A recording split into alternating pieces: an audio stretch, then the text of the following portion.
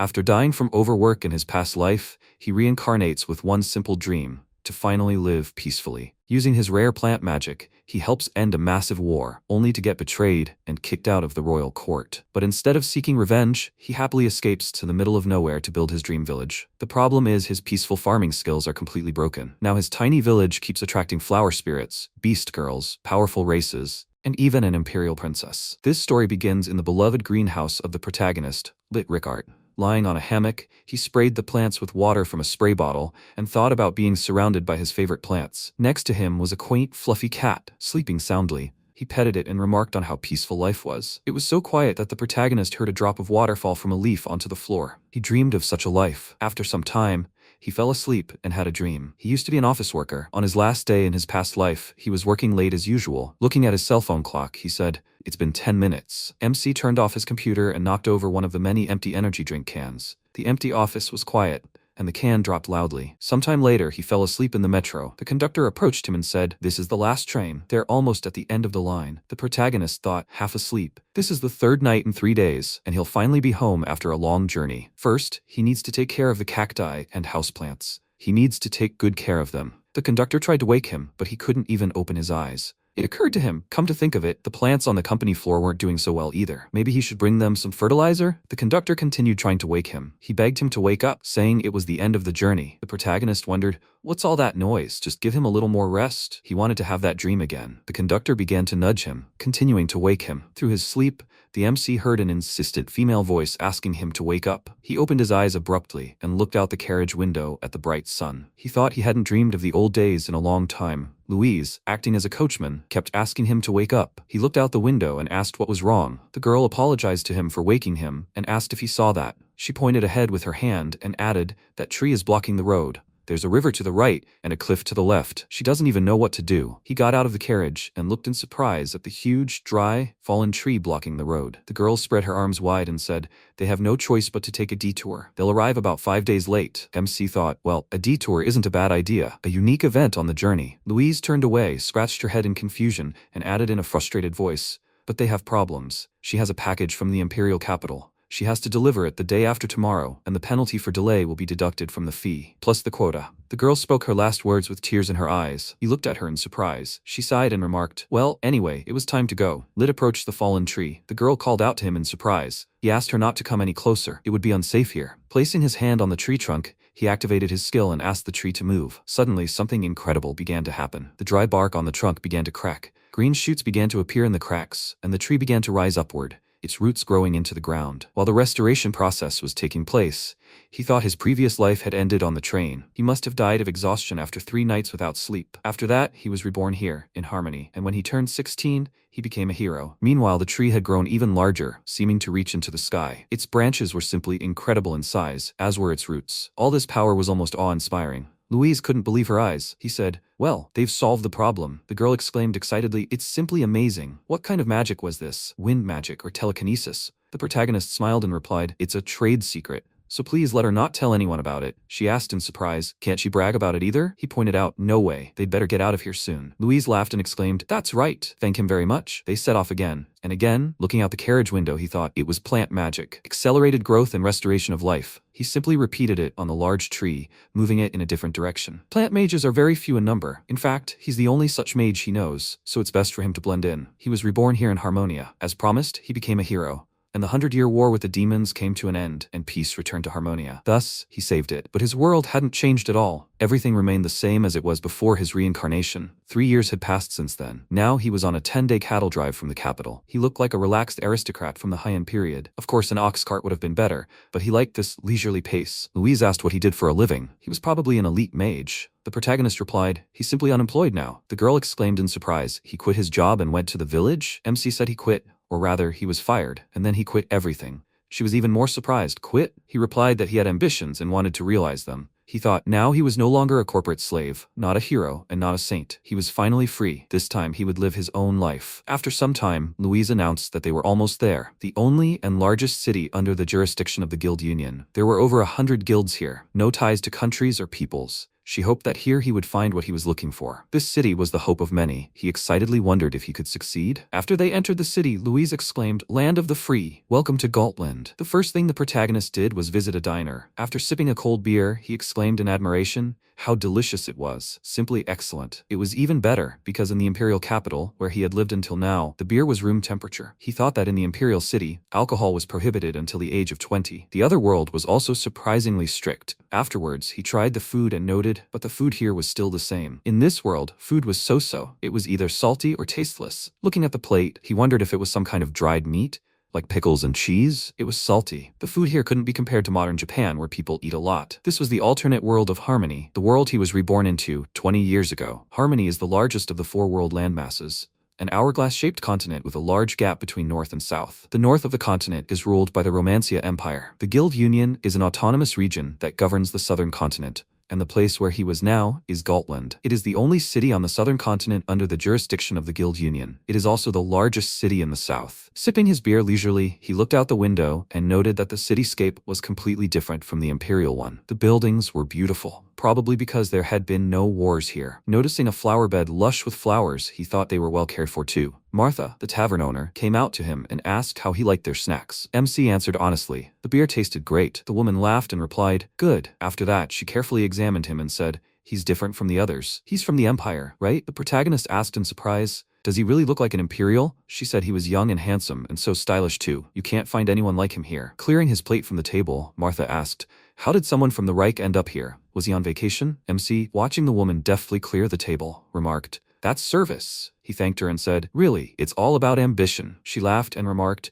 "So that's what youth means. So he's lit?" Then Martha shouted to the kitchen to bring the second table's order, and quickly. Lit, sipping his beer, thought he shouldn't have given his name. Apparently the hostess didn't know who he was either. But for some reason, she knew he came from the Empire. He'd interviewed several people since he'd arrived, and they all had the same reaction. They immediately knew he was from the Imperial City, but they didn't react at all to his name. Apparently, no one on the southern continent or in this area had heard of him, and no information about him had come in. In other words, no one here knew he was a hero. He imagined the deserted surroundings. He'd come here to live alone. His plan was to buy a piece of wasteland in the wilderness where he could study the plants and magic he loved so much. And one day, he'll fill this vacant lot with his favorite plants. The protagonist imagined himself lying on the grass, eyes closed, enjoying the peace. This is how he will live. These are his ambitions. They can be realized here. After all, he is just a young man. He will play with all his might. Finishing his beer, he decided then he will have to go and buy some land. With these thoughts, the protagonist took a vial of magic seed from his pocket and thought, this time he will get his way. He will have true freedom. After some time, he came to the Land Management Bureau. The employee said, "Let him forgive him, but it is impossible. He wants to buy a hole in the middle of nowhere. It is not so cheap,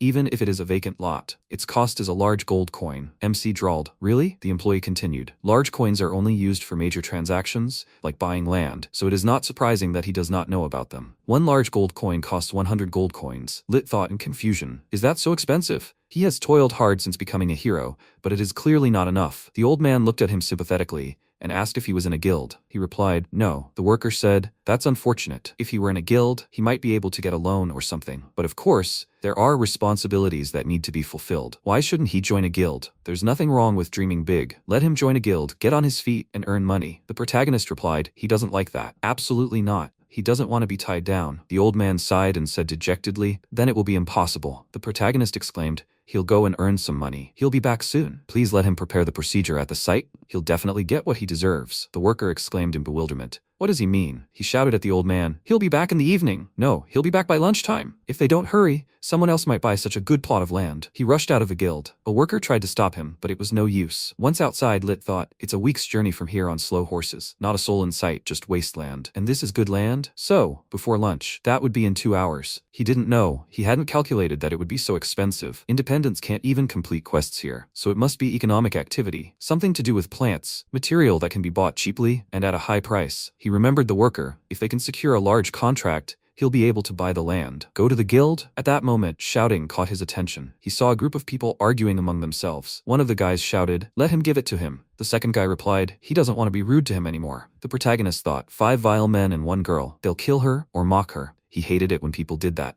Mocking the weak and turning a blind eye, that's what he hated most. My, they're so cruel. One of them shouted, "Don't make that face. The price drops when you sell." Another stopped him, telling him to be quiet. They can't show up. Looking at Manhwa, he said, "It's time to finish her off." At that moment, The protagonist pulled his hood over his head, threw a few seeds on the ground, and activated rapid growth. In an instant, many long shoots appeared, entangling the criminals from head to toe. One of them even had a flower growing from a shoot right on his nose. The criminals moaned and screamed in fear, not understanding what was happening to them. MC said it was okay, it was just pollen. He thought he needed to get out of here before they saw his face. If he makes a fuss and becomes famous, it will hurt his ambitions. Looking at Manhwa, he noted, well, it seems she wasn't too badly hurt. The girl, who was lying on the floor, suddenly jumped up, assumed a bestial pose, and shouted at the criminals. Those who mock the weak will be punished by the heavens themselves. Do they understand that? The protagonist was dumbfounded when he saw her. He thought in confusion, what? Those cat ears? That beast tail? Damn, is that a beast man? Manhwa called out to him and asked if he saved her. The protagonist thought irritably.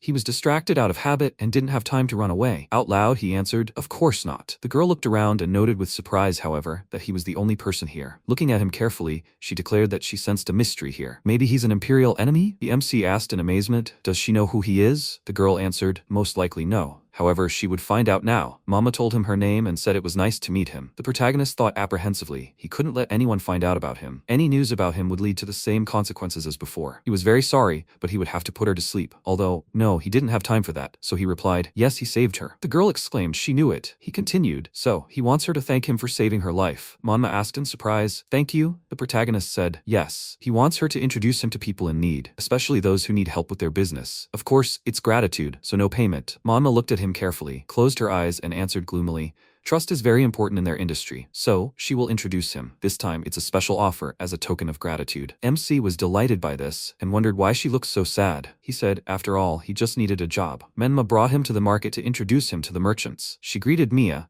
who invited them to stop by her shop. When the allies approached the merchant, she told Manhwa, just don't tell her she's going to steal her donuts again. The protagonist looked at the girls in surprise. When his ally explained the situation to the merchant, Mia exclaimed, looking at him, so this is a customer? Manhwa replied, he's her benefactor. The merchant asked him in surprise, did Manhwa owe him? He replied, that's not it. The girl told him her name and added that she was the best merchant in the Golden District called the Golden Road. The protagonist replied that it was nice to meet her. By the way, had he heard she had some troubles? Mia asked in surprise. He's talking about a debt? He asked puzzled. A debt? The girl exclaimed, no. She said he was missing something. Mia noticed. Right. The protagonist wondered if she was okay. Mia said there was a serious shortage of potions in their city at the moment. Especially scarce was the most powerful potion sold on the market, a high-level potion. It was completely unavailable right now. He asked thoughtfully, what was the reason? The girl replied, most likely a shortage of raw materials. The red berries, the raw material for potions, had been destroyed by sunlight and storms. That's why the combat guys from the Mercenary Guild and the Seekers Guild were in trouble. The protagonist pulled a red seed from his pocket and asked, that's a red berry, isn't it? Mia exclaimed in surprise. Exactly. Where did he get that? Mia noticed. That's what she was talking about. He thought,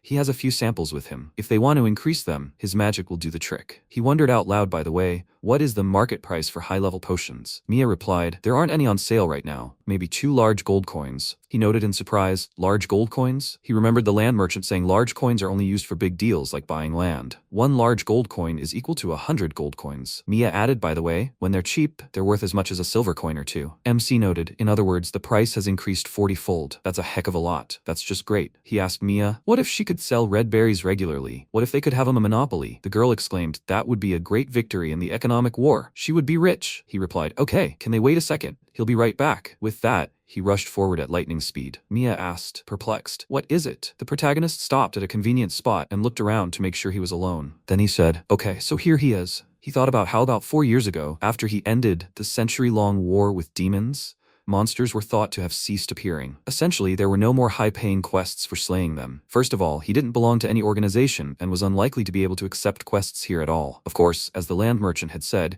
joining a guild would be the fastest way to make money, but the way they treated him was gut-wrenching. This time, he was here to gain true freedom. He would live on his own. Lit planted a seed in the soil, activated his magic, and cast a spell to make the seed appear, grow, and thrive. At that moment, a sprout appeared. Watching its rapid growth, the protagonist happily exclaimed, looking at the berries, excellent. Picking the fruits, he noticed they were beautiful and shiny. He'll need to make some baskets and prepare some preserves. He also needs to find a wizard who can dry them properly. After that, he brought them to Mia, pulled her behind the counter, and signaled for her to be quiet. The girls saw what he had brought and exclaimed in confusion, but those are red berries. 2 more and the basket is full? Manhwa also exclaimed in surprise. Wow. MC said he could give the same amount regularly. Does she want that? Of course, provided the market price doesn't drop. Mia looked at him in bewilderment and asked, Is he really a young master with a bad character? Is that the kind of person paid for protection? He hastened to answer, not at all. It's a mutually beneficial business, she clarified. Are you sure? The protagonist realized she was afraid. There were bandits in this world too. He exclaimed, it's absolutely true, so she shouldn't worry. But he was sure it was suspicious. Even he would have doubts. What should he do? Mia looked at him carefully. Manhwa said, he's fine. He's a good person. Mia exclaimed, okay. How much does he want? He thought, for the land and his future.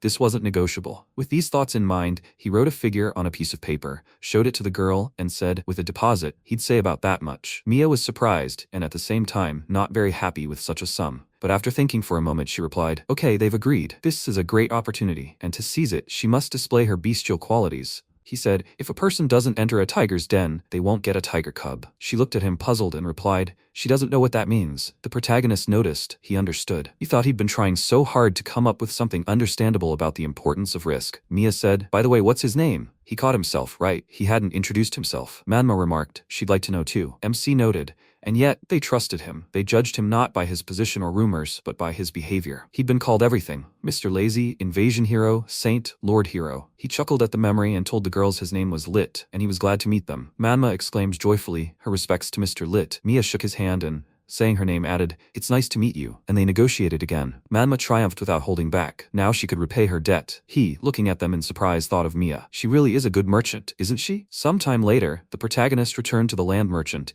and apologizing, said he knew he was on his lunch break. The old man replied that he was at least glad he'd noticed. The problem is, many people think the administrator is some kind of autonomous golem who can say anything at the drop of a hat. The protagonist replied that he sympathized with him. The worker clarified, so, has he really solved his problem yet? He replied, of course. He'd earned even more money than he thought. With that, he began taking purses of money out of his bag and said, so between this and what he's earned now and what he had initially, it's like night and day. The old man replied that he'd already said that, no matter how many gold coins he had, it wasn't enough. MC untied one purse and said, I think this is enough. Showing the old man a coin, he said, these are mithril coins. The administrator exclaimed in confusion. What? Lit added that he'd heard that the Empire and the autonomous regions treated small coins like gold and silver differently. He didn't have enough money for the fees and registration charges, but if he added that to what he'd just earned, it was just right. He hadn't known the registration fee was so high. The old man peered into all the purses and was surprised to see that they were all filled with mithril coins. Aren't these extremely rare coins made of this rare metal? They exchange easily for nearly the same value in many countries. Even he rarely sees them, and here were a whopping 100 of them. The protagonist covered the old man's mouth with his hand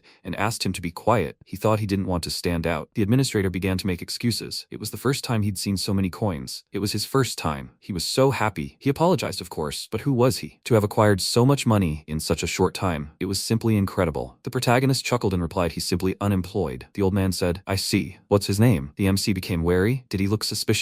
After thinking for a moment, he said, his name is Lit Rickart. The administrator, filling out the paperwork, said, forgive him, it's just a formality. He never joined the guild? The protagonist replied that he did. The old man, continuing to write, remarked, I see. What a waste. Then he'd take care of the rest. He'd finish the paperwork by sunset, so let him come by evening. The protagonist thanked him and replied that he'd definitely be there at the appointed time. The administrator bid him farewell, not looking up from his work. The MC looked at the map of the area and happily thought, excellent, from now on, this all belongs to him. The old man noted something else. There's a store called the Clothing Guild 2 doors down. Sale in 30 seconds. Pointing behind him, the administrator suggested, why don't you change your cloak? He was sure it would be in his best interests. The protagonist suddenly remembered, as if he'd been doused with boiling water, that his cloak bore the imperial emblem. So that's why everyone had noticed. The old man looked at him knowingly, and then delicately turned away. He sheepishly thought, how kind of the man. He thanked the old man again and said he'd head over there. Sometime later, late in the evening, he settled into his hotel room. After removing his new clothes and placing the jar of magic seed on the table next to his bed, he placed the remaining pouches of money on the dining table next to his food and took a shower. Afterwards, the protagonist simply collapsed onto the bed and muttered, it's been a long journey, and he didn't have a good place to spend the night. He can't believe there's even a shower here. Settling comfortably on the soft bed, the MC concluded, they've had a great harvest today. They bought the best land and also received all the necessary seeds and saplings. They ordered an ox cart for tomorrow, and now he had money. The people he had met during his stay here, they were all good people. Maybe he should join the guild after all. Oh no, this time he would be free. He would not make the same mistake again. He remembered being 16 in the spring. He had become a hero and saved the empire. What awaited him? Pampering, pestering, envy, discussion of sesame. Nothing had changed in the world after his reincarnation. Most of the girls were eager to have dinner with him, and he had reincarnated in another world. After all, he had a second life. He didn't want this anymore. Then, he declared that he was leaving and becoming a court mage. He was going to quit his job as a hero and become a court mage. He had easily gotten this job, thanks to his merits. The people who worked there were the elite of the highest imperial power. He hoped that they would treat him as a colleague and an equal. A few years later, his colleagues began to say that he only got this job thanks to his connections, and they couldn't understand why he was there. It gave them goosebumps. Hearing this, he thought dejectedly, "It's the same here, right? And the most menial work." Most of the work had nothing to do with witchcraft or botanical research. Lectures, escorts, tea parties. One day, the chief court mage told him there was work for him since he seemed to be free. Please, let him do them a favor, like a hero. They needed to purge unopened archives, and they gave him a job that no one else was doing. Although it was quite possible he was simply working overtime. But this work turned out to be surprisingly interesting. The results of research left behind by old court mages. They concealed secrets. And one day, he found a report on the legend of the world tree, which surprised him greatly. It existed in their world too. He began studying the treatise, conducting research and testing, and after persistent work, he finally succeeded in creating a magical seed of the world tree. Placing it in a jar, he noted that the seed was silvery, with a faint blue sheen. It was very beautiful. Looking through the glass at the resulting object, he wondered what kind of species it was. He had no idea. He had never seen it, nor heard of it. Perhaps this new species? And he would just study it. One day, something unpleasant happened. The door to the archives swung open. The court magicians entered, and the chief magician shouted at him to stay put, and to raise his hands. The protagonist then stared at them in bewilderment. What was going on? The chief magician declared that he had poisoned His Highness Prince Doku's tea. He's under arrest on suspicion of attempted murder. The protagonist sighed heavily and thought, I see. Then, he was banned from the empire forever. At the trial, all the mages were outraged. What kind of hero was he? He would be executed. Everyone was calling for the death penalty. That's how he was caught up in the struggle of courtiers and found himself falsely accused. In other words, he was framed, but he welcomed his exile. It was then that he finally realized that reincarnation wasn't exactly freedom. Therefore, he had to create it himself. He said so at the trial. They were finally parting ways. With these thoughts, he fell asleep. The next morning, MC showered, had breakfast, put on new clothes, and looking in the mirror said, "Good? Does this really suit him?" He left it to the seller's discretion. After a while, he met with Louise and briefly outlined the situation. The girl exclaimed in bewilderment, "Live in the middle of nowhere? It's an isolated island on dry land." A short time later, he was riding in a carriage with Louise to an island in the middle of the desert. He said that's what he liked about it. It's flat, it has water and some wasteland, and it's far from any human habitation. Basically, it's the best place for him. Louise answered, puzzled. Okay, actually, he didn't know if there was water there. He didn't need it. He wasn't planning on returning to the city. Louise remarked, well, she'd miss him. It would be hard for her to get there. But if he changed his mind, let her know. The protagonist thanked her heartily. He thought about it. Before and after his reincarnation, he dreamed of this for a long time. But finally, his dreams had come true. First of all, he needed to grow as many plants as possible. Beautiful flowers, strange flowers, delicious vegetables, fresh fruits. He'd like to grow some unusual flowers, to wake up in the morning and go to bed at night, and there is what he grew and harvested himself. He wanted to live peacefully and happily, for his own enjoyment, that's all. Sometime later, having arrived at his destination, he spread his arms in admiration, looked at his land, and thought, from here he can't see the city. This is his own world, as far as the eye can see. His own life. He sees freedom stretching before his eyes. This is the best of all worlds. MC looked at the seed of the magical tree and thought excitedly, I wonder what flower will grow from this. He was looking forward to it. This time he will enjoy a measured life. He didn't yet know that about a week ago, in the capital. Mia joyfully exclaimed, they have a monopoly on potent potions. She asked Manhwa if she would like to try some of their delicious food. The girl, concentratedly writing something in a notebook, replied that she did not want to. Mia clarified, did she have plans? She answered, she was just too busy. After all,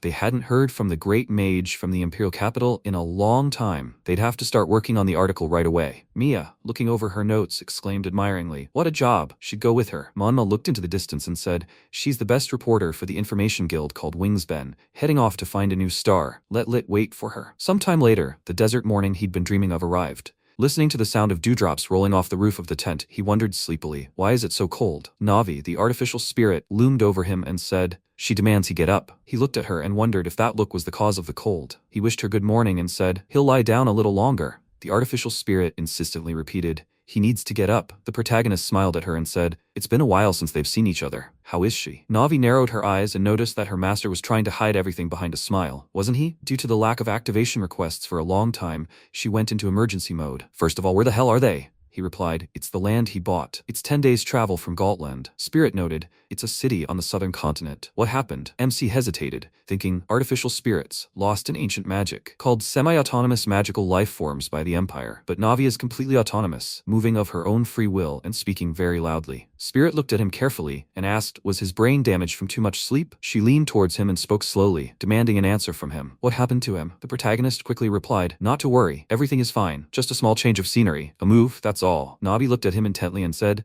the master created her. She's an artificial spirit navigator. She's a puppet that obeys her master's commands. He countered, she has a mind of her own. She replied, it doesn't matter. Even if she were autonomous and possessed a will, she's just a tool. The master has given the tool a pseudo-personality. She's still a thing. MC was indignant. Let her not call herself a thing. The spirit chuckled and noted that she understood that he wanted to live independently, not depend on other people. But tools are lonely when not in use. He repeated dejectedly, a tool. She continued, at least she knows the reason why this tent is so shabby. He began to justify himself. It was very difficult for him. But well, if he needs anything else, he can count on her. The spirit bowed her head and replied, okay then, she'll go into sleep mode. He wished her good night and Navi dissolved. The protagonist pondered. She says, tools. For now, they urgently needed to find a place to live. Leaving the tent, he shivered and noted how cold it was. So first, they needed to find a watering hole. The terrain here was surprisingly rugged. Looking at the compass, he thought, but the mountains to the east were fairly well forested, so maybe there was a spring or something? Assessing the situation and location, he decided, excellent,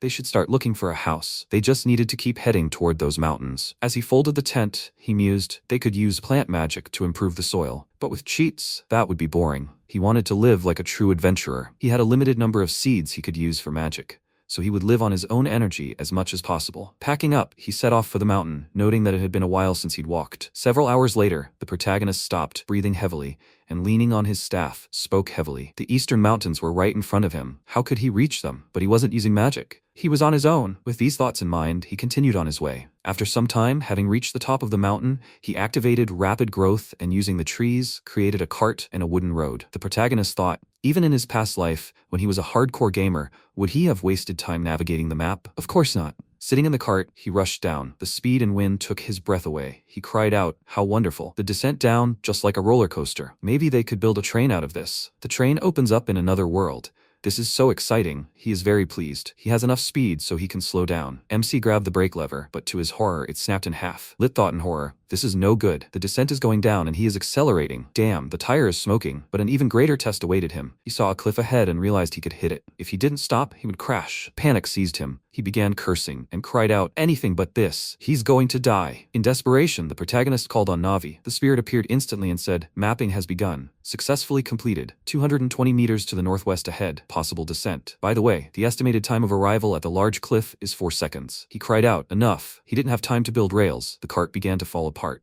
He threw a seed on the ground and called on it to grow faster. The shoots formed something like a springboard raised upward. When it was finished, the cart shattered into small pieces, and the protagonist himself flew through the air. During the flight, he created flower pillows, and landing safely on them, he laughed and remarked, it was fun. Navi said, he made flower pillows. Is her master alive? He replied, yes, she was just in time. She saved his life. Thank her very much. The spirit replied, no need to thank her. She's just a tool. The protagonist snapped, there she goes again. He thought, the first voice he heard after reincarnation was Navi's. She asked, how are you? And then added, welcome to Harmony. It was a system message, common in games. He created a body for this voice using ancient magic he found in the underground ruins. The result was Navi, an artificial spirit. He literally transformed a tool into a living entity, but he really wanted her to be his friend. MC addressed her by name and said, he will tell her why he is here. Spirit listened carefully and asked why he did not tell her this before. He replied, when they find out that he is an outcast, she will scold them for 3 months, right? She answered confusedly, 12 months of bullying. He thought, this is scary. Out loud, he added, and he did not want her to listen to this nonsense. Navi answered sadly, he really did leave all of this behind. Didn't he miss her? The protagonist looked at her in surprise, and instead of answering, he lowered his head down in embarrassment. Then he gasped, looked at the starry sky, and said, he is finally free. His own freedom. His expression expressed such peace from the realization. Spirit looked at him sadly and said, she roughly knows what is happening. She goes into sleep mode. Activation complete. He wished her good night. After that, he thought about Navi. He knew she was angry with him. It was a pity he didn't call her before he built the house or something, so that this wouldn't happen. Then he threw his hands up and exclaimed triumphantly, today he would live in a tent again. He would do it better than before. Navi said she had something to tell him. 93% of her master's belongings were smashed to pieces. So, nothing would work out for him. He exclaimed in surprise, the tent was destroyed? Let her find them a place to live. But the spirit remained silent. He called her name and saw her outline from behind a rock. He thought, peeking out from behind the rocks. Navi was watching him from her hiding place. He sat down near the rock and said dejectedly, "The tent, the fire pit, the lamps, the folding tables, the chairs, various objects, everything was broken. Almost nothing remained except a blanket and some seeds. It's harder than he thought." The protagonist took up his attribute and realized there was nothing he could do. For now, he had to survive. Using seeds and his attribute, he activated rapid growth, and from the resulting plants and roots, he began to arrange his habitat. He created lanterns from apple fruits and mounted them on wooden posts. Then he made a fence and declared that this and now would be his home. Again, using his skill, the protagonist quickly constructed a large, beautiful dwelling, even creating garden beds. He thought the key to life was regular water. Using his attribute, he created a water column, but no water flowed, only a drop fell. MC examined the soil and thought he wouldn't even be able to reach the underground water veins here. This land must be very dry. He had gone so far that he couldn't even find a river, because there was something resembling a footprint. Perhaps a river once flowed here, but even with the help of a GPS, the wasteland remains just a big wasteland. So this land he bought is completely without water? When he and the administrator looked at the map of the area, there was a flat area that was designated for construction, a sizable portion of wasteland, and a water source. He demanded such a plot of land, and now he could only hope there had been no mistake. Looking at the drop of water, he noted that at least there was something here. It takes time to accumulate, but it is enough to grow usable seed. Then he took out the jar with the seed, looked at it, and noted the mysterious seed X. He was glad it was all right. He took it from the court archives before his exile. This seed was definitely very valuable. Perhaps it was the seed of a tree.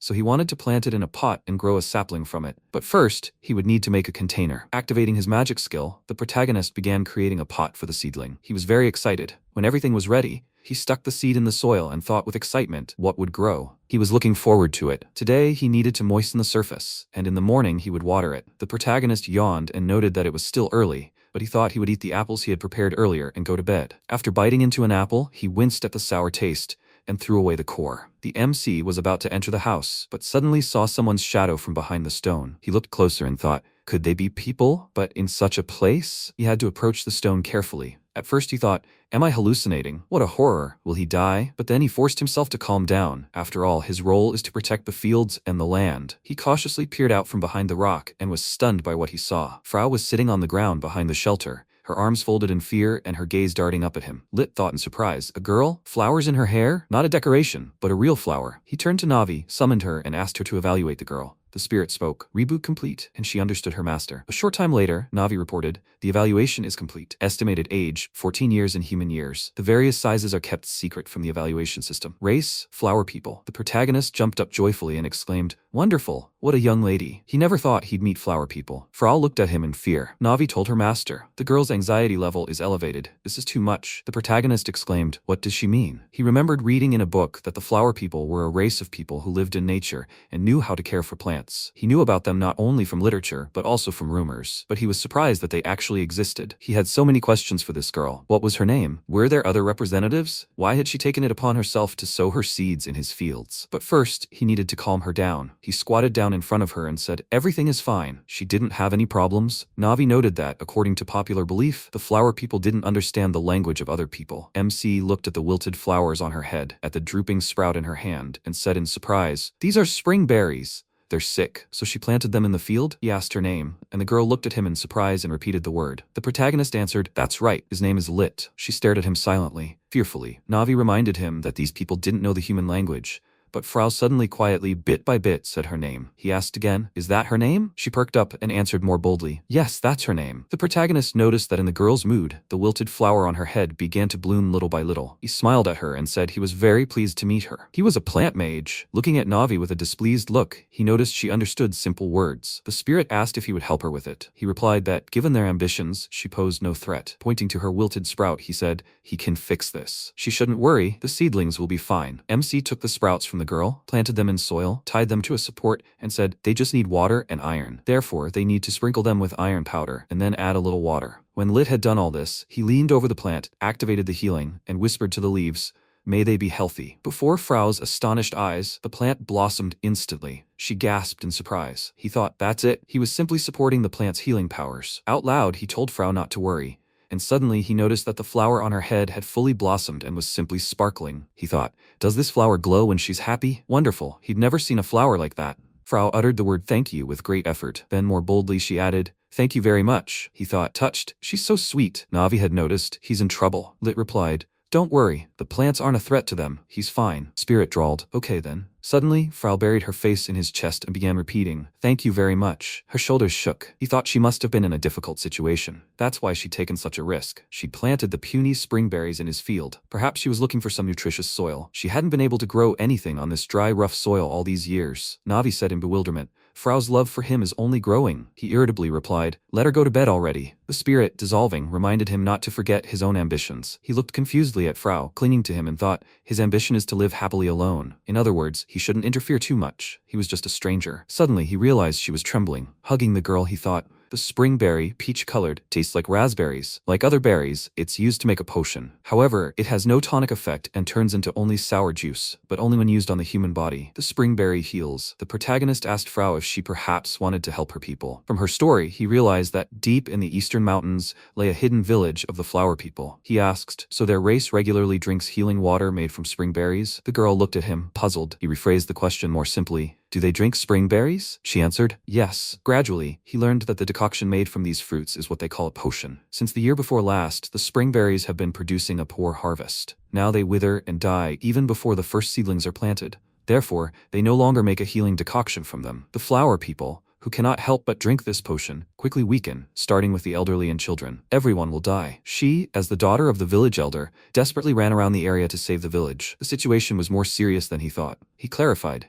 Had all the seedlings perished? Frau answered, yes. It was pitiful to look at her. She could barely hold back her tears. He thought, from what he'd heard, it never rains here. The mountains are damp, so perhaps there's groundwater, but they don't have the means to pump it out. Besides, these seedlings are iron deficient and deprived of fresh water. He knew the main reason was a lack of water. After thinking about it, he told Frau that he'd plant springberries in his field. There's groundwater there, and the land was already plowed. Frau looked at him in surprise. Navi asked, did he want to help this population? MC replied, yes, that's all true. Spirit said darkly she objected. If they did that, even his land might wither and lose its fertility. Without water, life was difficult, even for him. Wouldn't that distract him from his own aspirations? Wouldn't he be better off living alone and carefree? He was about to make the same mistake again. Had he forgotten his previous lives and how hard he tried? The protagonist replied that she shouldn't worry. He'd take care of himself. The spirit sighed disapprovingly and vanished. He'd already decided that they needed to build underground water pipes, large and expansive, and forcefully increase the amount of water that could be pumped upward. And then, if he added a little iron, he could manage his growth stimulant. The protagonist mused aloud. They'll grow beautifully. Frau asked hopefully. Really? He'd noticed. But even if they used magic, they wouldn't have enough seeds. They'd need people for large-scale watering and healing of the land. It would be very troublesome. Frau, having heard him out, jumped up and ran off. He looked after her in bewilderment. The girl ran back to her village and told the villagers everything. After some time, all the flower people came to MC's house.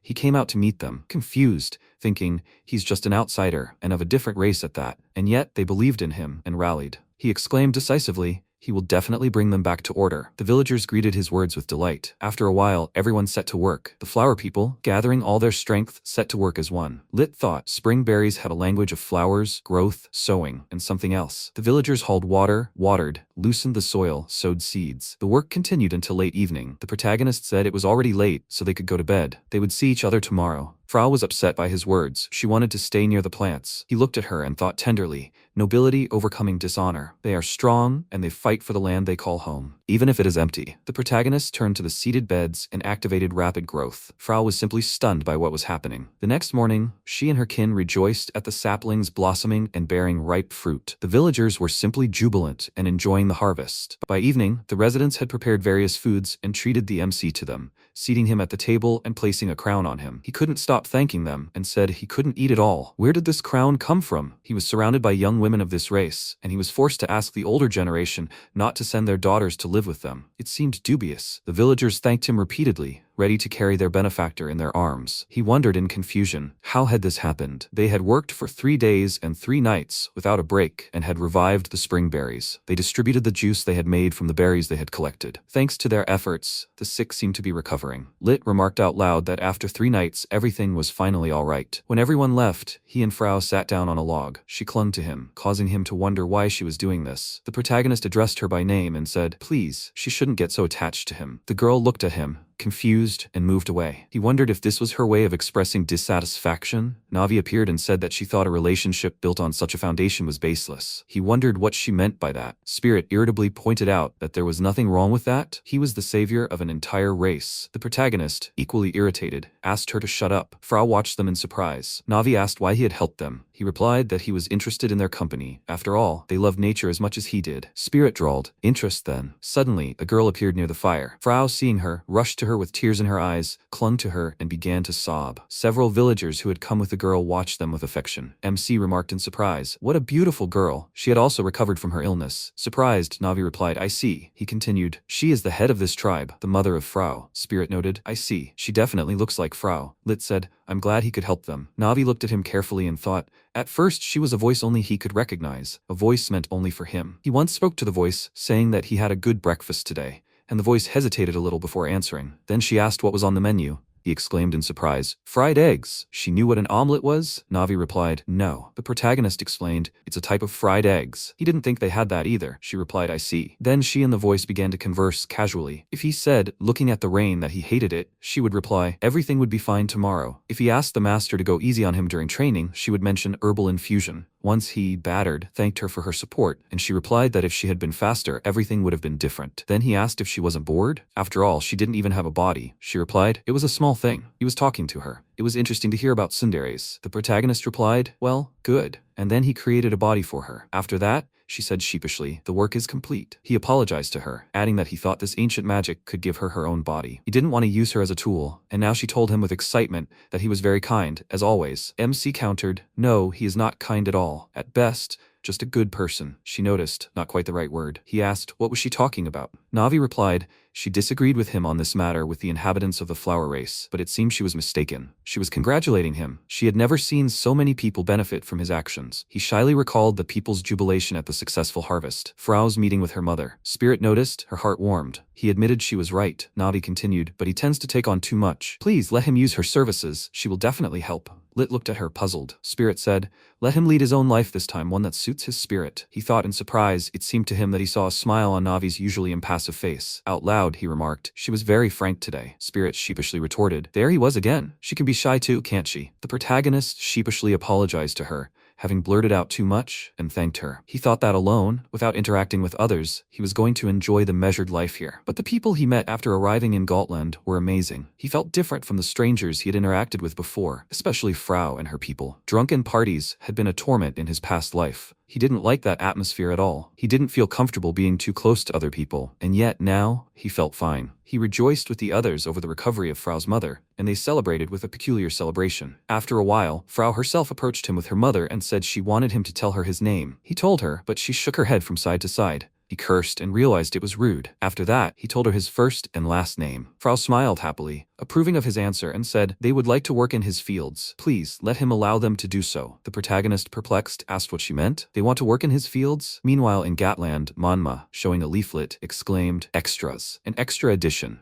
When Mia read it, she was surprised to see it was about a mysterious mage. "What was that, Lit?" Manhwa irritably replied, "Stop ruining the story. It's her monopoly. She means she'll earn money from it in small doses." At that moment, Adele was spying on her. Picking up the dropped leaflet, she read the writing and said, "Plant manipulator mage." She looked ahead and joyfully exclaimed, "Finally, she's found him. Let him wait for her. She'll definitely bring him back to the capital." One morning, when the protagonist woke up and went outside, he looked at the villagers toiling in his fields and thought, let's get away from it all and start a new life. He left everything behind and came to this remote wasteland to enjoy a peaceful life alone. But now, all the flower folk are working in his fields. How did this happen? Navi, appearing, noticed, perhaps because he didn't refuse them. He smiled sheepishly and said, "I see." When he saw them, how could he refuse? He thought they'd harvested more than they'd expected. 50 baskets of spring berries for his business, and 50 baskets of the same berries for the flower folks' regular medicines. They're very meticulous about their plants, even taking the initiative to care for them. Frau saw him and waved happily. He waved back. Navi was surprised to see how lazy he was. Someday, he'd pay for this. The protagonist, perplexed, asked what had happened to her. Suddenly, the spirit asked, confused, "What's wrong?" An intruder had entered their territory. He, seeing the guests,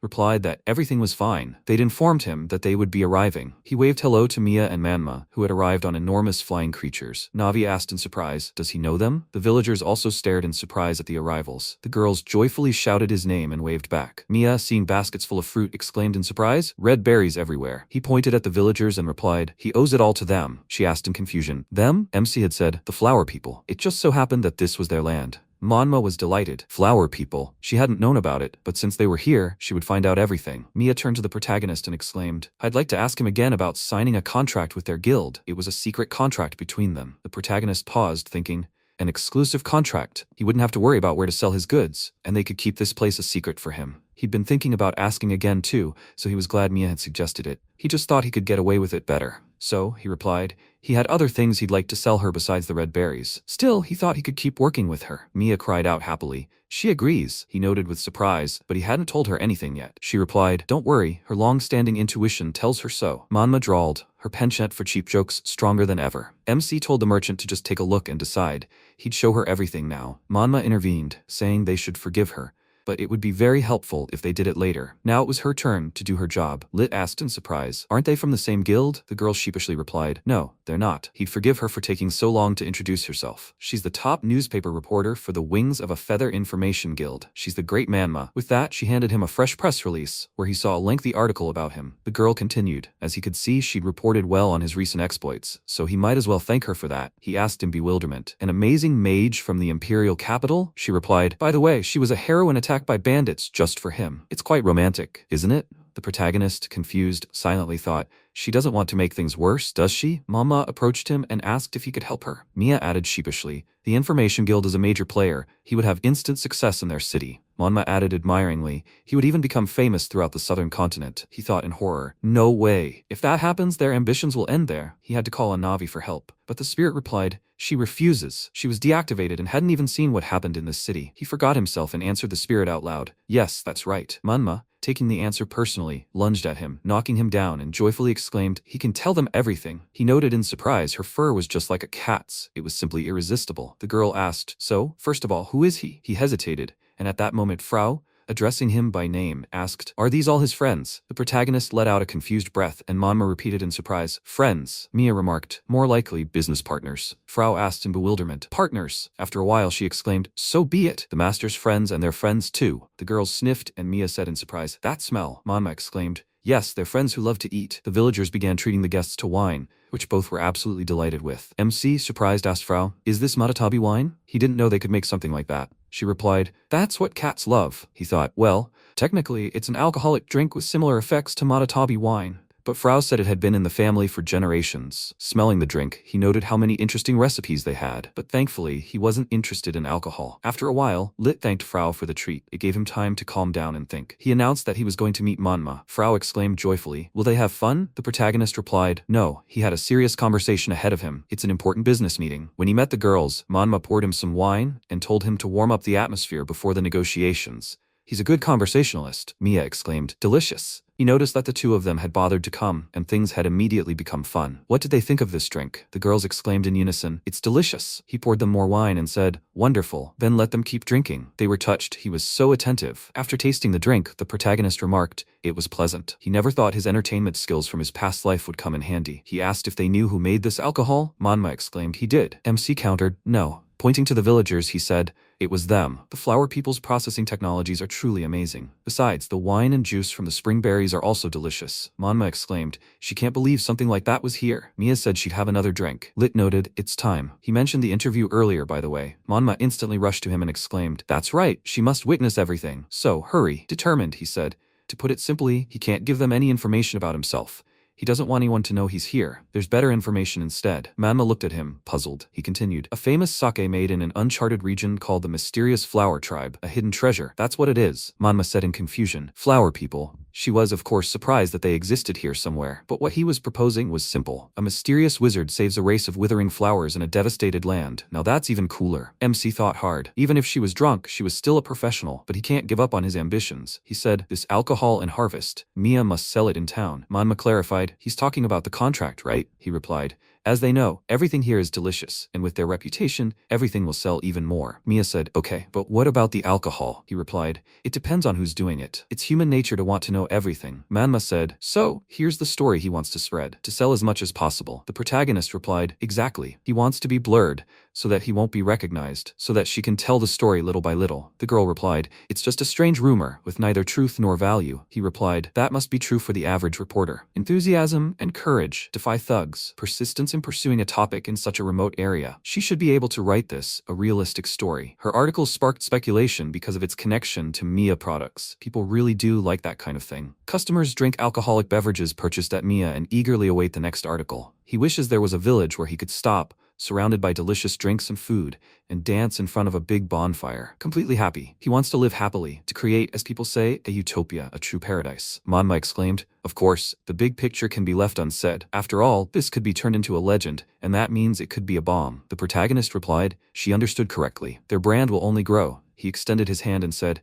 come on, it's good for her. He wants her to sign an exclusive contract with him. Manhwa exclaimed, the same exclusive contract as Mia. MC noted, he wants her to live the life of her dreams, but also, he wants him to remain anonymous. She admitted it was true that if things went well, she would have a huge sum of money. However, such articles were not her professional profile. Mia joined their conversation. She hugged the girl and exclaimed, she's in a good mood, and she's offering to help him. He thought excitedly, what a great chance. Manhwa hesitated before answering. Lit thought, take another breath. He needs to add some sincerity to his speech. He took her hand, addressed her soulfully by name, and said, please, let her do it. Manhwa, unable to resist any longer, said, there's nothing she can do about it. Spreading her arms wide, she exclaimed that she'll sign an exclusive contract with him. Let him leave it to her. A first-class reporter, the great Manhwa. The protagonist breathed a sigh of relief. It worked. Mia delightedly grabbed her ally by the shoulders and joyfully exclaimed, it's a secret agreement between the three of them. Manhwa looked at him and said with a smile, it's nice to meet her. He also thanked her with a smile. Mia happily suggested that they all get rich. They'll rise from poverty. He noted that it's all the same. A money grab. Manhwa replied, okay, should I drink this time? The allies sealed their agreement with wine. Navi sarcastically thought he should have started this from the beginning. Frau was delighted by the good mood of her new friends. The protagonist felt he could somehow protect himself and his peace. He even made a few good friends. A month later, the girls visited him again. Mia happily informed him that something amazing had happened. The goods were selling very well. He thought she said their goods were in great demand in the city. Manhwa said with a tired expression,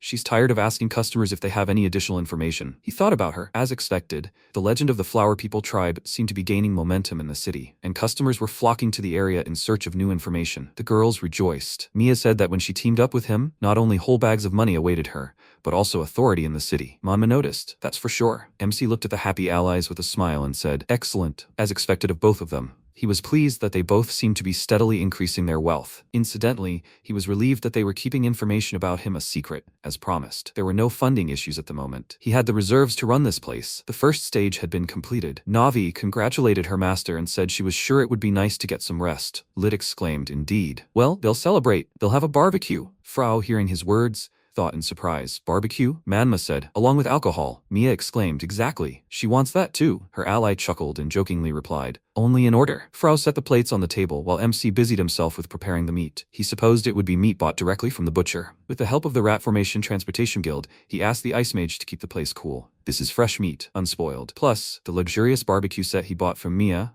his homemade herbal salt, and the fire-resistant springberry skewers, the preparation is perfect. Having prepped the ingredients, he set about preparing the delicious roast.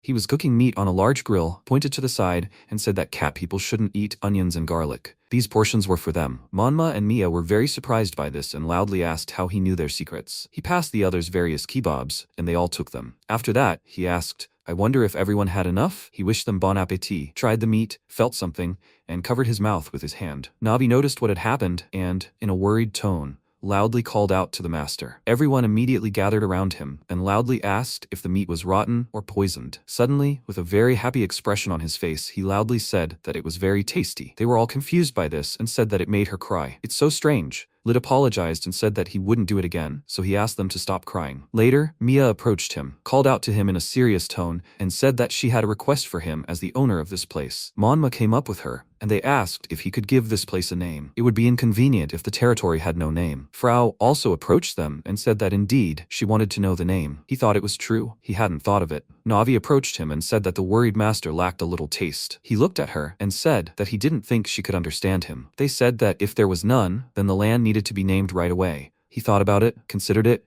and named it Togan Village. They called it a cute name and said that it sounded good. She told the master with a small smile that it was from his homeland, but she didn't think it was that bad. He smiled with a confused look and said that it was wonderful. He thought that the old man would never have thought of this. In a remote wasteland, far from people in the past, using plants he grew himself, having a barbecue in the afternoon, and with so many people, this was clearly different from the quiet life he dreamed of. He raised his hands with a joyful expression and said that from today on, Togan Village was located here. He thought that for him, this place now felt like the paradise he had dreamed of so much. After some time, they all slept together under the open sky, and he thought that maybe it was better to be alone. Navi appeared next to him and, with a serious expression, said that she had a report. An intruder was entering the territory. The protagonist sat up and said that this time it was not a guest. She agreed and said that a hostile reaction was felt. It was a beast-type monster. He thought that 100 years ago, on the northern continent, in the Romancia Empire, underground ruins suddenly appeared. The empire was at war due to the large number of monsters that constantly appeared from there. The southern continent built a huge wall on the land connecting the upper southern continent to prevent monster invasion. This means there should be almost no monsters on the southern continent. He saw a large monster and asked, "Why are there monsters here?" She said she thought there was a discrepancy between theory and reality. The northern and southern continents were practically cut off from each other. He thought maybe he relied too much on the information from the empire. He asked, "How many monsters are there and what class are they?" She said he was alone and seemed to be more intermediate than advanced. He thought that monsters varied greatly in strength requirements depending on the danger level. Low-level monsters take on a crowd, intermediate monsters use magic, and advanced monsters have a large number of troops, including a platoon of mages. Navi asked if they should retreat. MC refused and thought that in the Empire, he had fought almost single-handedly against special-class monsters. He would like to get rid of it as soon as possible, but first, they needed to evacuate everyone. Everyone around woke up, was very surprised by what they saw, and asked loudly, "Did she really drink too much? Was she hallucinating? What happened here?" At that moment, the monster let out a loud roar, ran towards them, and he noticed this and said loudly that she had to get everyone out of here. He was worried about this and thought that they had no choice. He didn't want to do this, but they needed to use a special combat herb. They needed to continue accelerated growth. He attacked the monster with plants. Frau ran to them and called the others. They all ran towards the big tiger, began to dodge his attack, and he watched from the side and said that they were holding him back. This was a real mass battle. They drank something from the cups and began to spray it around the tiger. The tiger smelled the smell, fell abruptly, and fell asleep. He realized that they had sprayed wine around and thought that he seemed to be lucky. They said that it was amazing. They subdued him in a couple of minutes. She thinks they should deal with the monsters since they're here. He agreed and thought it was easy in the Empire. If they left the monsters alone, they might attack again. So in the Empire they killed them on sight. The flower people tried to raise him and he asked, were they trying to return him to the eastern mountains? Frau said that this cat guards the fields. Usually he eats berries and drives away the animals that destroy them. They gave him a drink for it. He's probably hungry today because of the smell of meat. He thought they lived in symbiosis. Navi noticed that he was confused and asked if there was something wrong with that. He said that he had only one option, get rid of him or respond with force. He thought that at least that's what he would do if he were alone. She said that this was only the beginning. She was counting on him. The headman, Lit, agreed, went to them, asked them to wait, and said that he would help them carry him away. He looked away and asked if they could help. Mia happily invited Manhwa to come with them, and Frau stood nearby and immediately agreed. He said that to celebrate the defense of their village, they should all work together and drink again. After some time, he sat at home and said that Navi would handle the accounting. Frau and her people would handle the fields and farms. The wholesale supplier, the Golden Path Merchant Guild, Mia. The information operation is handled by the Wings of a Feather Information Guild, Manhwa. He thought that he was the village headman of Togan and the protector of this village. The most pressing problem is water supply. Right now they survive on spring water, but they don't know how long this will last. And the crops they can grow are limited to those that don't need much water, and they won't be able to mass produce it. Secondly, good food. Frau's food is good, but it's all about the taste of the ingredients. The culinary skills for developing seasonings are definitely beyond his capabilities. He looked to the side and, with a shocked expression on his face, said loudly that something was sprouting from the mysterious seed. This little one was a monocotyledon and very light. He thought that if you looked closely, you could see iridescent colors from blue to purple, from red to orange. It shone beautifully, changing shades little by little. He said loudly that this was the light of magic. He still didn't know what kind of plant it was. He carefully touched the sprout, hugged the pot, and with a joyful expression on his face, thought that it was beautiful, divine. He was looking forward to it growing. The village of Togan is just beginning its journey. They will do everything in their power. The mysterious seed turned into a mysterious bud. Later, Frau was going through an ordinary day and thought that when she wakes up, she immediately starts eating breakfast. After that, she gets ready. Her hair is a little out of order today, Today she is on field duty and will be tending the garden with the master and the others. It is nice to see more fruit than before. Everyone else is resting and also making drinks and juices. Trampling the berries is a lot of fun. It is like dancing, and then it is time for lunch. She said that today the turnips they sowed last time are ready to eat. The protagonist called her and asked if she made it for them. She thought it was so delicious after such hard work. After lunch, they decided to take a nap. It is nice and warm in the sun. She feels very energetic. He came to them and asked if maybe they are engaged in photosynthesis. Navi stood behind him and told the master that he is so uncultured. Frau looked at him and thought that she still didn't understand many words. This is where it will come in handy. She opened the book and he, with a surprised expression on his face, asked loudly, "Is this a folk dictionary?" She agreed and said that it is very important. He said that this is how she understands their language because she studied it in a dictionary. However, where did she get it? She said that a kind person gave it to her a long time ago. He asked what kind of person would go so far. He examined the book and said that it was his master's signature. He was very unhappy about the memory, and Navi called the master and said that those were difficult days. She was a little confused about this and asked if they were okay. He said that he was grateful that she was worried about him. That made much more sense. She said that's what it meant, master. He visited their village and even taught them the language. He said that, however, thanks to him, he could talk to her like this. He should thank him. Frau thought that before it was difficult, scary and sad for her, but now everything was fine and everyone was smiling with the master and his friends. She said with a joyful expression that she was very happy. Later, Mia came to them, called MC, and he said that they hadn't seen each other for a long time. By the way, where is Manhwa? She said that she didn't come at the appointed time and she left her. He wondered if maybe she hadn't slept all night and overslept. He said that it looked like she was absent today. At the same time, she was quickly heading somewhere, called the master and said that she was very sorry, she had no choice. Adele grabbed her, carried her to him and loudly said that she had finally found the master. Now they were heading to Togan village. In the village, he asked how about using this to package berry alcohol? They would use different pictures for each type. Mia said that was understandable. It seemed like a good way to differentiate the product. She would talk to the craftsman from the Artists Guild. He thanked her for her help and thought it was a simple deal, but it would be interesting.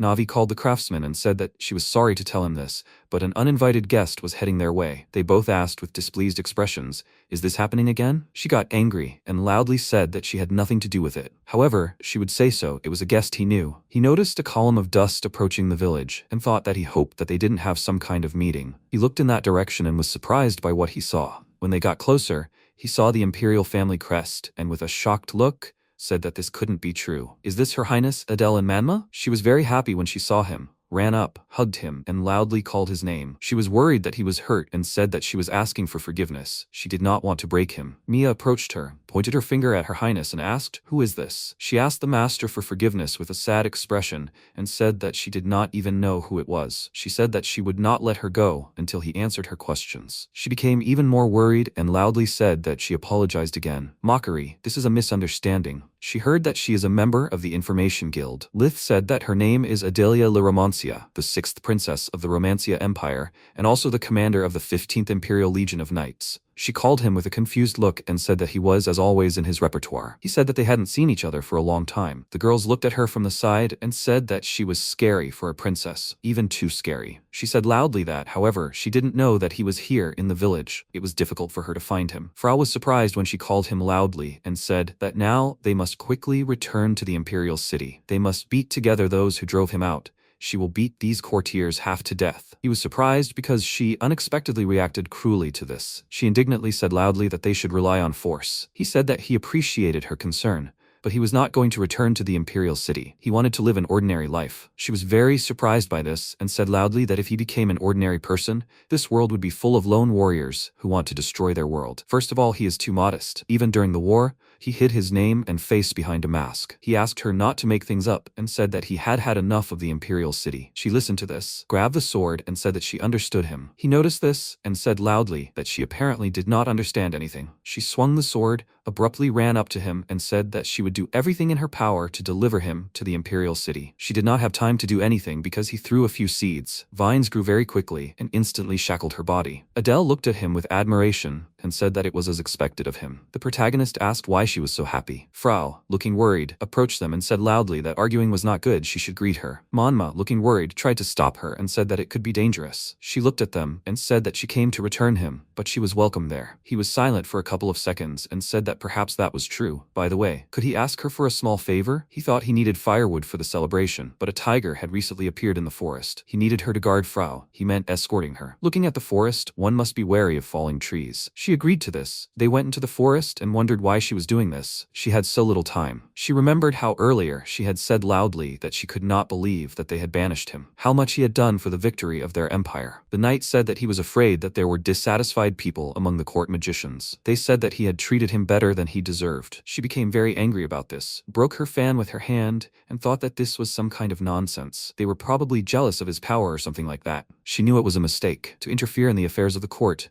Even if it was his desire, she should have known. The knights were walking towards them and said that it was scary. Her iron fan was broken. The muscular princess was furious. The cruel princess knight. They saw her in a bad mood and were very scared. She said in a serious tone that they should prepare transport. She would go for it. The knight apologized to her highness and said that she should have dinner with Julian this weekend. It was an important meeting that would determine her future, and she should think about her position. She said that she would be back on time. Currently, Frau asked, so she was a princess? Adele looked at her smile and said that it was exactly so. She was also an honorary commander of the 15th Legion of the Empire. She was very surprised by this and asked with admiration, so she was a princess and a knight at the same time? That's so cool. She smiled because of this reaction, started waving a branch, and said that she may look like that, but she was strong, although not as strong as her lord. She asked, so that means she's friends with him? She blushed with embarrassment and said that she didn't even know. It seemed to her that everything was much deeper. A comrade in arms, he's the only one who fought alongside her and covered her back. She considers their relationship to be stronger than just friendship. She asked, are they very close? She agreed and said that they were close friends. She said with a happy look that then she would be friends with her too. She didn't want to spoil the master's mood. They walked on and she thought with a thoughtful look that, however, she still had to return him. It was her duty. She shouldn't get involved with people she didn't even know. She deserved better. If he liked her, she would be able to fulfill her duty. A loud scream brought her out of her thoughts and she noticed that a dead tree was falling on Frau. She was worried because she didn't have time to react.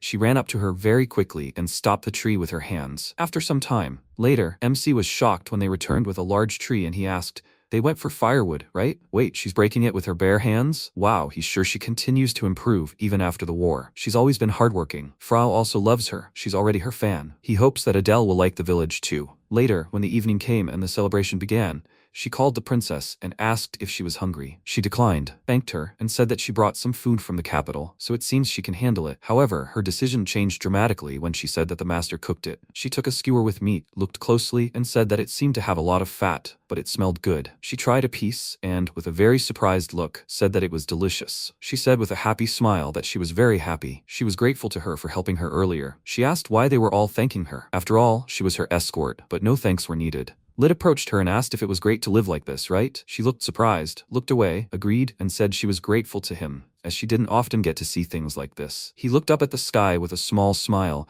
and said that he was the same way, and that's why the local scenery was so much more beautiful. She asked if this was compared to the imperial city. She apologized to him and said that the reason he had a hard time in court was perhaps her fault. There are those who believe that it is not proper for her to be near him. However, from now on, she will not tolerate such stupidity. She will try to create comfortable conditions for him. She bowed and said that this is why she asks him to return to the empire. Losing his talent is as bad as losing 100 years of imperial history. He asked thoughtfully, would her highness say that? Adele stood up and with a serious expression said that she was born a princess. She cannot become a knight if she does not continue to do what is useful for the empire. They looked at each other. He apologized and said that, however, he will not return to the capital. Growing plants that grow little by little, collecting firewood, without thinking about anything, he likes to live leisurely in nature. She felt sad about this, but she became very embarrassed when he said that. However, he was grateful that she came for him. She covered her face with her hands, but quickly calmed down, bowed, and said that she was leaving there the next day, early in the morning. However, she was not going to give up. She would return and one day bring him back to the imperial capital. He agreed with a smile and said that he understood, but only after another barbecue. Adele became even more embarrassed and said that she would return as soon as she finished her business. The protagonist asked, however, why she was in such a hurry. She said that she has plans that she cannot miss. He stretched and said that then it seemed she should already go to bed. It was time for them to rest. She said in a confused tone that, however, there was only one house here. She could not sleep in the same place as him, but she slept well and would not disturb him. He said that this was what royal upbringing meant. Okay, he was just thinking about building a guest house. He wished her good night, and they went to different houses. He heard her untie her mount and said that it was early morning,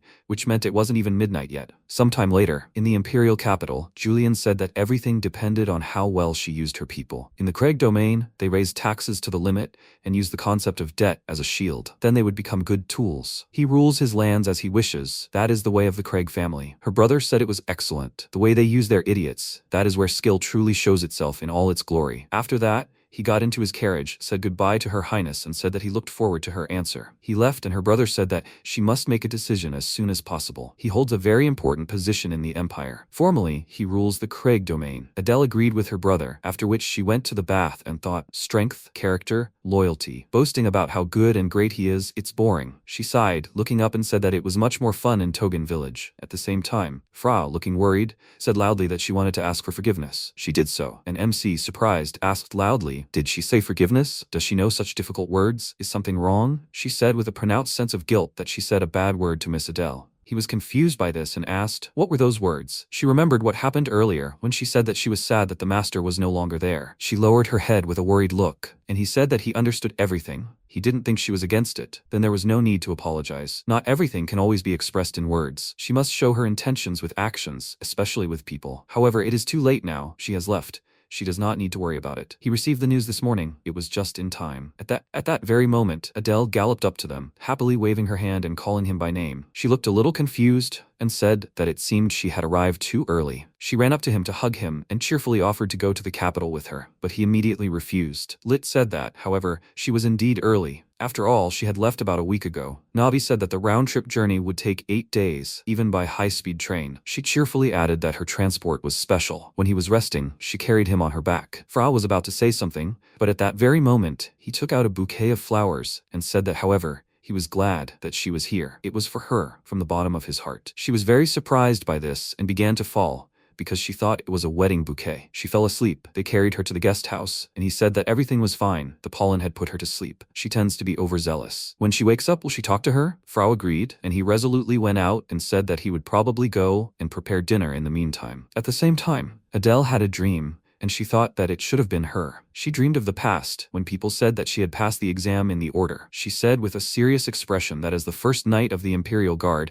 she would try to live up to this honor. Later, she galloped with the knights to the village and loudly said that they should remain calm. They would protect them. Different people, at different times, told her that monsters do not come to a place like this. How can a woman be a knight? She will not be able to protect them. She will always be just a flighty girl. She has a beautiful face. He could take her as his wife. One day, the main character, holding a mask in his hand, said that he would take care of it. She shouldn't worry. She's always taken on so much. She really is strong. Later, her brother asked how long she was going to play knight. The war was over. He'd had enough. He even made her an honorary commander, even though she was a weak knight. She asked with a serious expression, what was he talking about? He called her a princess and said he had a good groom for her. That would be an excellent solution. She woke up, got up with a surprised expression, looked around and thought that the sun was still high. Flowers to relieve fatigue. Perhaps he took such good care of her. Perhaps she really wanted to rest. That's not true. She should train. Later, she went into the forest and thought that perhaps she should go get some herbs. Winter would be coming soon. No one wants to be short of firewood. This is good training. She knows that she is running away. Running away is unbecoming for a knight. However, if she doesn't return to the capital, it won't be a problem. She herself doesn't want to go back. It causes conflicting feelings in her. It's strange. She felt that someone was looking at her, and with a wary look, she wondered if it was her imagination. Frau came up to her,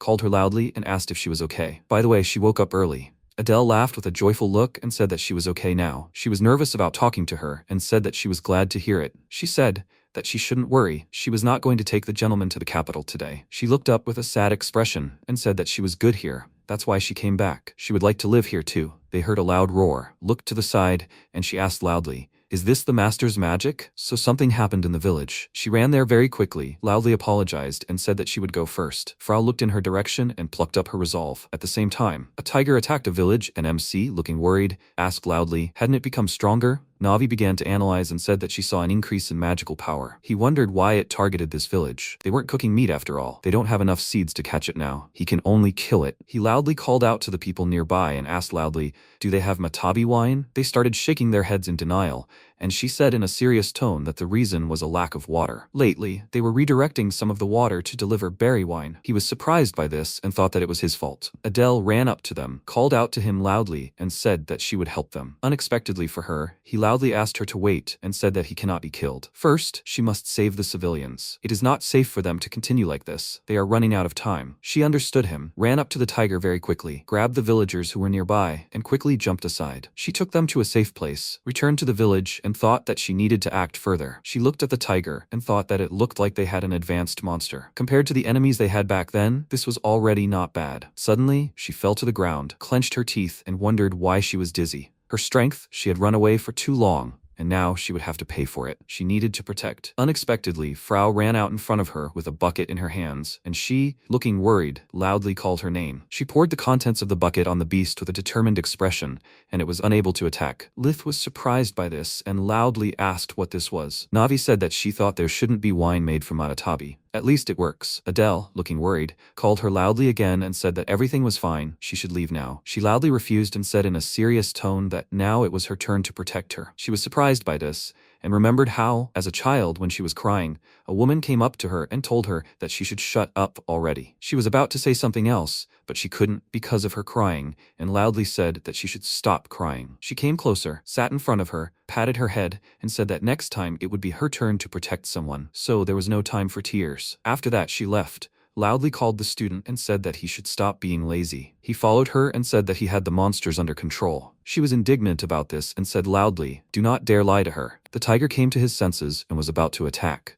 and she wondered how she could forget why she allowed herself to do this. The protagonist looked at this and thought that he couldn't wait any longer. 2 lives were at stake. He had to protect them. Frau said loudly that it was dangerous. Adele came to her senses, quickly stood in front of her and blocked the monster's paw strike with one hand. The monster was surprised by this, and she called out to him and said that she thought she realized something. She delivered a very strong punch to the monster's stomach. Because of this, he fell to the ground, and he used a vine to pull Frau to a safe distance. Unexpectedly for everyone, she called out to the tiger in a decisive tone and said that he had to get up right now. This wasn't the end. She would show him who was stronger. They began exchanging fast and powerful blows, and she said loudly that he had to show what he could do. She wouldn't leave him until he got tired. She thought she was a girl, a princess, and it was all just a game. She was weak, and these feelings were anger at herself for losing herself in petty squabbles. She was a knight who protected her people. She grabbed the tiger by the paw, pushed it onto its back, and thought that she was tired of being a princess who needed to be protected. Everyone was shocked that she threw the monster down, and he, with a small smile, thought that even though she had said it was dangerous, no one could defeat her in close combat. She was stronger than anyone. Then the villagers carried the tiger away, and Frau approached her, called out loudly, and said that she was asking for her forgiveness. Adele was confused by this,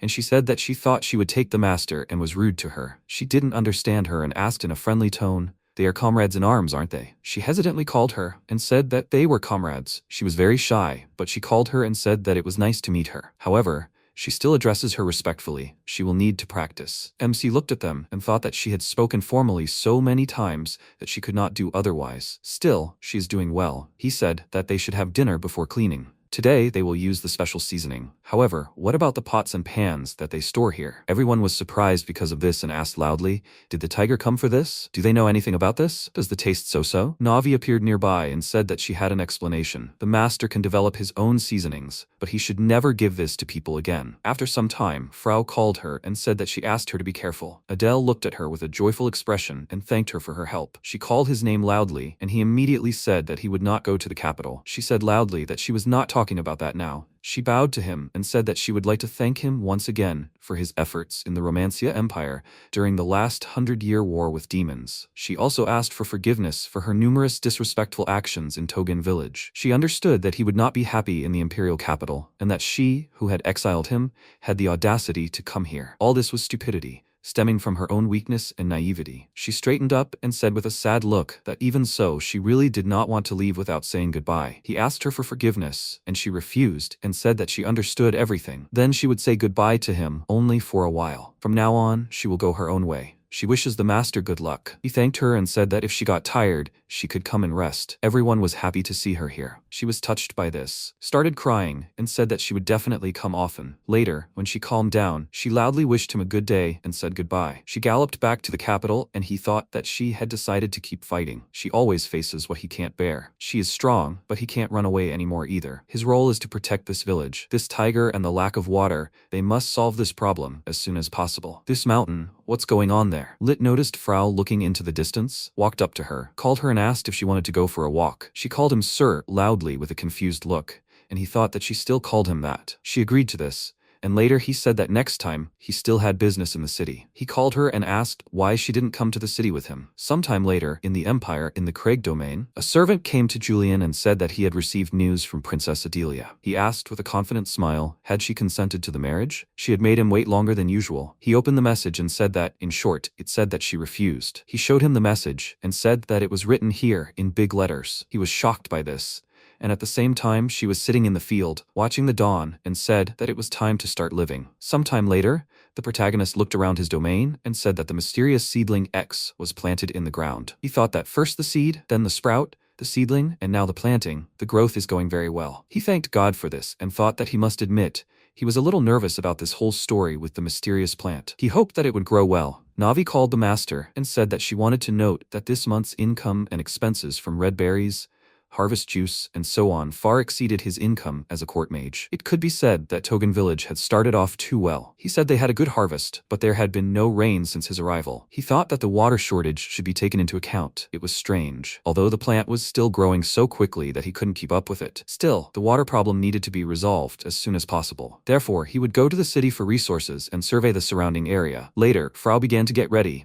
and her mother said that she should be careful. She said with a smile that she would be fine. It was time for her to go. She left the house, called the master, and said that she apologized for keeping him waiting. MC turned to her and said that she needn't worry. He himself was just getting ready. They should walk a short distance to the meeting place with the transportation guild. Okay. He hadn't been in the city for a while. Of course, they were leaving. They rode with Louise and he said they hadn't seen each other for a while. She looked well. She turned to him, called him an imperial, and said she was glad to see him in good health. Frau asked, so it was her? He said she shouldn't worry. She was a member of the transport guild, which was also connected to Mia. She asked with a grin. As she saw, he was a real magnet for girls, right? He was indignant about this and loudly said that she shouldn't talk such nonsense in front of her. She said they should arrive tomorrow morning. She advised them to rest. Later, when night fell, they made a stop. Navi looked at her while she was reading and asked, I wonder if everything was okay with her? She seemed very nervous. He said that Adele's departure affected her understanding of the outside world. It seemed he should push her a little, avoiding risks, of course. When they reached the city, Louise waved to them, said goodbye, and wished them a good day. He said they should get a map first. He looked at Frau, who was nervously holding a book in her hand. She appeared next to him and called for the master. He calmly said that everything was fine. Was she ready to go on? She loudly agreed, and they walked through the city together. They encountered a crowd of people, got separated,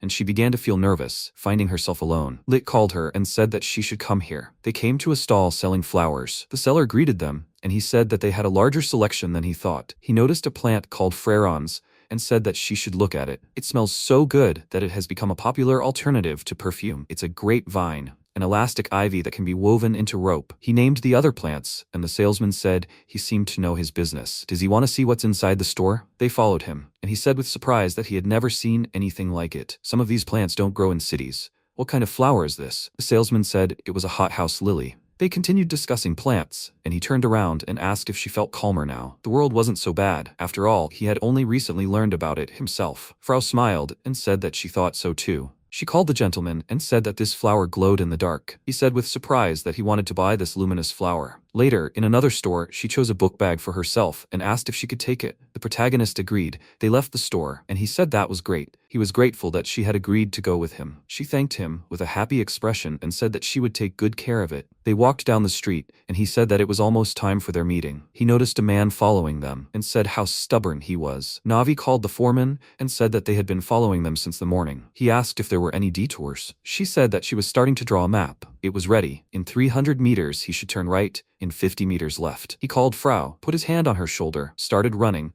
and said that they needed to speed up. They began to run along the plotted route. He asked for a report, and she said that the enemy was 50 meters away. The pursuers ran into a dead end and lost them. The two people were caught in a net of vines by MC, who was hiding on the roof, and asked who had been following them all day. She was surprised by this and asked if they were being followed. He was surprised when he noticed that it was Manhwa and an unfamiliar girl, and loudly asked who it was. Later, they all came to the building together, where Mia loudly apologized him and said that it was Diaz from the Goddess of the Brush Artists Guild. They asked her to draw bottle labels for them. She is nice, but not reserved. However, she said that she could not draw a label until she saw a suitable model. Manhwa said that she liked to conduct interviews in person. She attracted everyone's attention by saying that she was ready to draw but asked her to take off her hood. He was indignant about this and said that she would not do it. She asked, the portrait for the label should be related to the flower people, right? If she does not take it off, then she will not draw. The choice is theirs. Frau, with a calm expression on her face, took off her hood, called her and said that she was a friend of their friends, and she smelled delicious. It seems she can be trusted. She was very surprised when she saw her and said that she was real. She immediately prepared everything for drawing and said that she would draw it. She should sit down and smile. She did it, and Diaz said that she was doing it wrong. She should try to remember the shop they were in. She remembered it, smiled, and she began to quickly draw it. After some time, Manhwa and Mia fell asleep, and she finished drawing and showed it to the others. They were surprised by what they saw and thanked them for it. She said that there was no need for thanks. She wanted to meet them ever since she read a book as a child. She was very grateful to them for this opportunity. Later, they went back to the village. Lit called Frau and said that he was grateful that she agreed to go. She said with a joyful look that it was a lot of fun. They should definitely come back. He agreed and said that they would have to walk again. When she fell asleep, he turned around and asked her to report the situation. Navi appeared next to him and said that they had remapped the area between Togan village and the city within a 1-kilometer radius. The accuracy of the map had been improved. About 20 kilometers from the city, the area gradually became less and less green. At a distance of 30 kilometers, the greenery disappeared completely. In other words, only a certain radius around Togan village was dying. This was highly unnatural. There were no signs of a water shortage in the city. It seemed that only their surrounding area was experiencing a water shortage. He remembered the shopkeeper from the city who had said that he had heard this from his great-grandfather. That area was once surrounded by greenery, but suddenly there was no water there. She had said that the sea was 30 kilometers west of the village. He had said that even his magic couldn't cover that distance. In any case, he had stocked up on everything he needed. He had to try all possible methods. A month later, in the imperial capital, not only the Frau bottles but other labels as well became very popular. Mia was very happy about this and asked if perhaps they should release a couple more batches of different types. The label business, it's so cool. How lucky they were with this idea. A man passing by ordered his servant to keep an eye on her. After some time, the capital's secret council began. The assembled people said that half a year had passed since Lit's departure,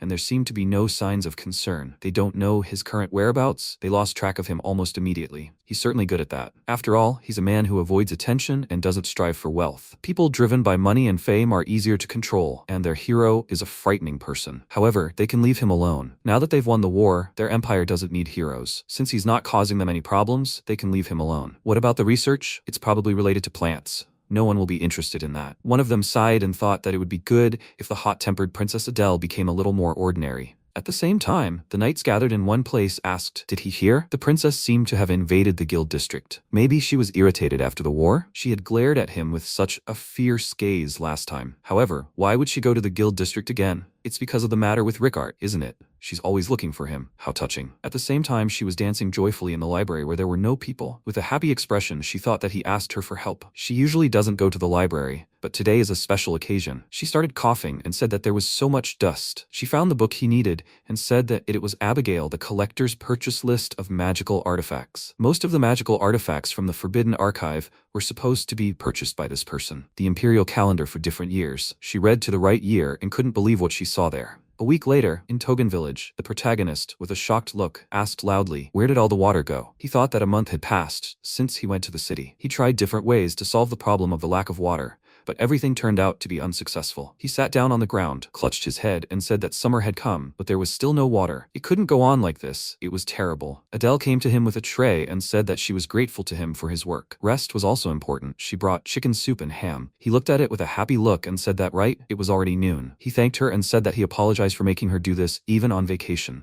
She refused and said that everything was fine. Now was the time for a snack. He praised her cooking and thought that she made great chicken dishes, although he had never seen her cook anything but chicken. She said that, by the way, about the information he asked her to find. This caught his attention and he asked loudly, "Did she find out anything?" She agreed and said that, as he suspected, she found it in the capital's library. This is the same mysterious tree, right? She touched the sprout of the mysterious sprout, but a loud roar from nearby caught his attention. Frau ran up to them, calmly followed by a tiger, and she called for the Lord. He became worried about this, stood up and loudly said that after she kicked him out, he never came again. He thought that he would no longer allow him to do whatever he wanted. For this, he bought seeds for capturing monsters in the city. Navi apologized and said that for some reason he had not been noticed. Adele stood up, went to the tiger and asked the Lord to wait. She approached this beast and asked, "Does he want to say something?" They looked at each other, unexpectedly for everyone. He bowed, and she turned to them and said that she thought he was asking them to follow him. After that, they followed him. MC was very tired and said that he would definitely die. They had been walking for 2 hours on the mountain, and Navi said that she reminded him that this was because the master's walking speed was too slow. Frau turned to them and urged them not to despair. Adele called him and said it looked like they had arrived. He examined the place they had come to and said that, however, there was nothing here. Did she understand what the tiger was saying? She said she seemed to understand a little. He wondered if this was some kind of ability of hers. Something began to happen, and they became concerned about it. The tiger tensed, and Navi loudly called for the master and said that a magical reaction had been detected ahead. A stream of magic was coming towards them. Unexpectedly, the trees began to lean strangely, creating a passage, and they were all surprised by this. They continued on, and he said that it turned out there was such a place in the eastern mountains. The magic in the air was simply overflowing. She said that information, magic in the air, strengthens the life force of creatures. Adele, with a joyful look, said that this is why her flowers activated. This is the perfect place for flower viewing. Frau asked what kind of flower viewing this was. She said it was when people enjoyed the beauty of flowers and spent time together. She thought it was funny, but she said loudly, "Just don't do this to her." Lith, with a surprised expression, thought that this was a secret area. Perhaps a barrier was placed here. If so, it was not surprising that navigation could not detect it. He approached a stone slab standing in front of a small stream, and his attention was drawn to the painted pattern. He looked around and said that this was some kind of ancient place, and the tiger was the guardian of this place. Later, with a slightly dissatisfied look, he said that he tried several spells on the stone slab, but nothing changed. He called Navi and asked what she thought about it. She said that in her opinion, this stream contains weak but pure magical energy. Thanks to this, the water is beneficial not only for plants, but also for the human body. However, it is too small and shallow. This won't solve the water problem in Togan village.